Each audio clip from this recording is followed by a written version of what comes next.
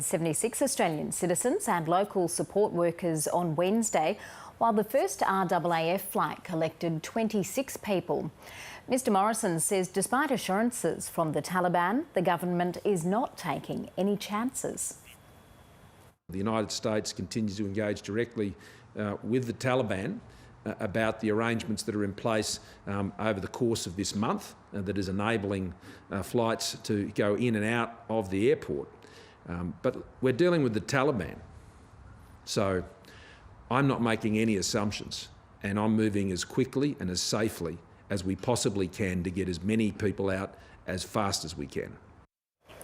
Despite promising things like women's rights and press freedoms, Taliban fighters have been hunting journalists in the region.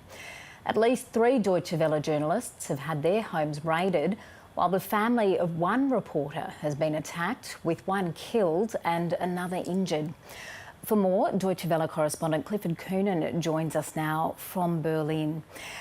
Clifford, we're very sorry to hear that this has happened. Can you take us through what you know of the situation with Deutsche Welle families in Afghanistan? Well, as you said in the run-up there, basically it appears to be that there is efforts to hunt down journalists from international media organisations, including Deutsche Welle. In this case, it was the family of a Deutsche Welle journalist who is now based in Germany. And one of his relatives was shot dead and one was injured in the shooting. So it seems to be a policy. There's also been raids on 3 Deutsche Welle journalists' houses, and as far as we know, the situation is still pretty tense. What sort of conditions are journalists working under in Afghanistan right now? The situation is very difficult for journalists working in Afghanistan right now. Reporters Without Borders is saying things like, how can we take seriously anything the Taliban says? Because it very much does look like this is an effort to hunt down journalists. And there's a lot of fear, not just journalists, of course, but also translators, photographers are journalists, but translators. You know, it's a very, very difficult situation. We had a situation where the Pulitzer Prize winner Danish Siddiqui was killed in Kandahar, and that looks like very much like he was executed. The very, very difficult situation. Journalists are disappearing, local Afghan journalists are disappearing as well, and international journalists are coming under a lot of pressure. So these are very, very testing times for journalists working in Afghanistan.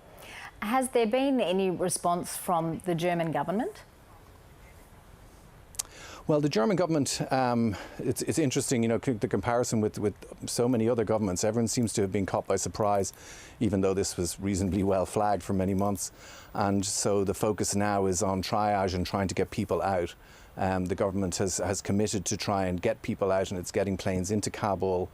But as far as specific response to the situation for journalists, it's just one of many issues that the German government and other governments are all trying to deal with at the moment.